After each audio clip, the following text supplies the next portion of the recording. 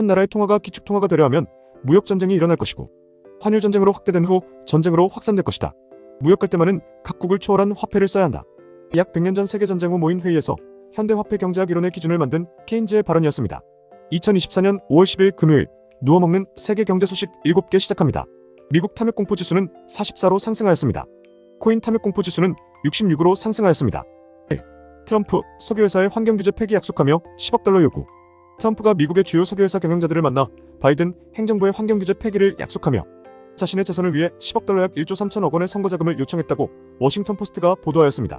한 경영자는 석유회사들이 작년 바이든 행정부로 비해 4억 달러 약 5,500억 원을 썼는데도 부담스러운 환경규제가 계속되고 있다고 불만을 토로한 것에 대한 답이었는데, 트럼프 전 대통령은 만찬에서 바이든 대통령의 환경규제와 정책 여러 개를 즉각 뒤집고 새로운 규제 제정을 맡겠다고 약속했다 전하였습니다. 트럼프 전 대통령은 멕시코만과 알래스카 북부에서 시추를 더 허용하겠다고 했으며 풍력 발전을 비판하였는데, 석유회사들은 트럼프의 요청에도 올해 1분기 트럼프의 정치자금 모금단체에 약 640만 달러만 내는 등 아직은 막대한 자금을 기부하지 않고 있다고 전하였습니다. 2. 미국 신규 실업수당 청구 8개월 만에 최고치. 미국의 신규 실업수당 청구 건수가 전문가 전망치를 상회하며 8개월 만에 가장 높은 23.1만 건으로 집계되었습니다. 2주 이상 실업수당을 신청하는 계속 실업수당 청구 건수도 178.5만 건으로 늘어남을 보여주었는데, 실업수당 청구 건수의 증가는 과열 양상을 보여왔던 미국 노동시장이 서서히 식고 있다는 것을 시사하는 것으로 풀이되기에 노동시장 과열이 인플레이션을 고착화시킬 수 있다며 금리 인하 시기를 미루던 연준의 말이 어떻게 바뀔지 관심이 집중되고 있습니다. 3. 과학자 50%가 지구온도 3도 상승으로 생물종 50% 멸종 전망. 산업혁명 시작 기준으로 지구의 평균 온도가 2.5도 이상 올라가면 인류가 경험해보지 못한 환경이 조성되고 2도 이상만 돼도 극단적인 기후변화가 시작될 것으로 파악되기에 세계기후협약에서는 2도를 마지노선으로 잡고 1.5도 상승까지만 목표를 잡고 서서히 줄이자는 노력을 해왔는데, 결론은 현재 이미 1.58도로 1.5도를 넘겼으며 전 세계 전문가 843명 기준 80% 이상이 최소 2.5도를 넘길 것으로 예측되고 있다 전하였습니다. 응답자 중 절반가량은 3도도 돌파할 것이라고 예측하고 있는데, 이는 세계 인구의 약 10%가 사는 도시가 물에 잠기고 생물종 50% 가까이가 멸종할 것으로 내다보는 온도가 됩니다.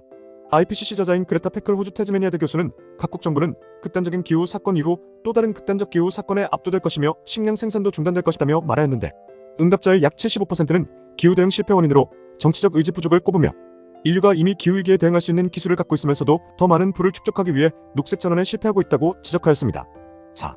영국 금리 5.25% 동결했지만 여름이나 시사. 영란은행 영국 중앙은행이 기준금리를 6차례 연속 연 5.25%로 동결하면서 내달 금리 인하 가능성을 시사하였습니다. 앤드루 베일리 총재는 성명에서 우리는 금리 인하 전에 물가 상승률이 낮게 유지될 것이라는 증거가 더 필요하다고 밝혔는데, 베일리 총재는 이날 물가 상승률에 대한 고무적인 소식이 있었고 물가 상승률이 향후 2달 내로 우리의 목표치인 2% 부근까지 떨어질 것으로 보인다고 말하며 여름 중으로 금리 인하 가능성이 점쳐진다고 전하였습니다. 미국 금리와의 관계성에서도 베일리 총재는 IMF와의 인터뷰에서 인플레이션 역학은 유럽과 미국이 다르며 영국에서는 여전히 공급 충격, 전쟁 영향, 코로나19 사태의 영향에서 벗어나는 과정을 보고 있다라며 영국이 미국보다 먼저 금리를 낮출 수 있다는 뜻도 내비쳐 보였습니다. 5. 한국 32년 10나노 이하 반도체 점유율 31%에서 9%로 급락. 대만과 한국이 양분하고 있던 10나노 이하 최첨단 로직 비메모리 반도체 분야에서 미국이 10년간 0%에서 28%까지 점유율을 확대하는 동안 한국의 점유율은 2022년 31%에서 2032년 9%까지 급락할 것으로 분석되었습니다. 자국 내 반도체 생산 시설을 대거 유치하면서 약 10년 후 세계 반도체 공급망이 미국 중심으로 재편된다는 것인데, 다만 한국은 급성장하는 인공지능 AI 반도체 수요로 디램 점유율이 확대되며 현재 전체 반도체 생산량 17%에서 32년 19%까지 확대되며 대만을 넘어 2위가 될 것으로 전망하고 있습니다. 2022년 기준 우리나라의 반도체 생산 비중은 중국 24%와 대만 18%에 이어 일본과 함께 공동 3위로 평가받고 있습니다. 세계가 AI 수준으로 국력이 평가받는 시대로 들어서는 지금 생산 점유율이 아닌 초소형 나노 기술 패권이 중요한데, 자국 반도체 공장 건설과 기술 제재 등 패권 싸움에 노력 중인 미국을 볼 때면 한국 정부도 큰 그림을 그리고 있을 거라 믿고 싶어집니다. 6. 일본의 엔저는 아시아의 통화전쟁 유발이 가능하다. 일본 엔화가치 약세가 이어지면서 아시아에서 새로운 통화전쟁이 시작될 수 있다는 불안이 고조되고 있습니다. 경쟁적 통화평가절하라는 말을 들어본 지는 오래됐지만 엔화가 추가적인 약세를 보일 경우 주변 지역도 경쟁적 평가절하가 일어날 수 있는 상황이라고 지적하였는데, 엔화는 의도적이든 의도적이지 않든 평가절하가 일어나고 있다며 이는 다른 지역에도 영향을 미치고 있다고 전하며 JP모건 자산관리 포트폴리오 매니저는 가장 직접적인 영향으로 엔화 약세는 한국 원화, 대만 달러 등 다른 아시아 국가의 통화 가치를 함께 끌어내릴 것이라고 밝혔는데, 중국 당국이 침체하는 경제를 뒷받침하기 위해 위안화 평가절하와 같은 극단적인 조치에 나설 가능성도 있어 유의해야 한다고 전하였습니다. 주관적 칼럼. 7. 나라를 초월한 화폐의 필요성을 언급했던 현대화폐 경제학 이론의 창시자들. 한 나라의 통화가 기축통화가 되려 하면 무역전쟁이 일어날 것이고 환율전쟁으로 확대된 후 전쟁으로 확산될 것이다. 무역 갈등만은 각국을 초월한 화폐를 써야 한다. 약 100년 전 세계전쟁 후 모인 회의에서 현대화폐 경제학 이론의 기준을 만든 케인즈의 발언이었습니다.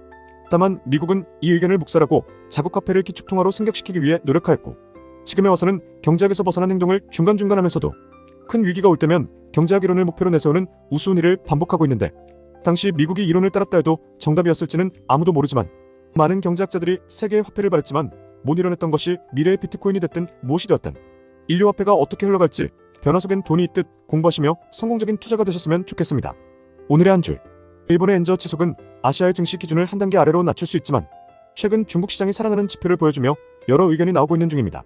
연초 미국 기관들이 고평가된 미증시보다 선금리 인하를 예견하는 유럽과 성장 중인 인도로 관심을 집중하고 있다 얘기 드린 것과 미증시에서 그나마 투자할 만한 AI 섹터 중 AI 수혜를 받지 못했던 아마존, 구글, 애플 등으로 자금이 옮겨가고 있어 조만간 기사들이 나오며 밀어올릴 것 같다고도 말씀드렸었는데 현재 독일 증시는 역대 최고치를 달성하였고 인도 증시도 꾸준히 상승 중에 있으며 최근의 기사들이 전부 아마존, 구글, 애플은 좋게 나오며 주가도 말아올리는 걸 보면 따라가실 게 아닌 이 다음은 또 무엇일지 석유나 구리 등 원자재 종합상사와 같은 싸움일지 꾸준히 기사를 보신 분들은 각자 좋은 투자들로 성공하시길 응원하겠습니다.